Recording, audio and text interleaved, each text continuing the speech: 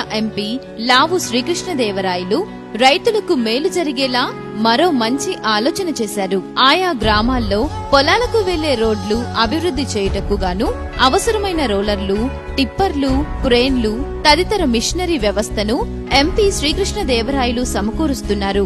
ఇంతకు ముందు పొలాలకు వెళ్లేందుకు సరైన మార్గం లేకపోవడంతో మందుకట్టలు తరలించడానికి రైతులు ఎన్నో ఇబ్బందులు పడుతూ ఉండేవారు. ప్రస్తుతం ఈ పరిస్థితులు మారుతున్నాయి.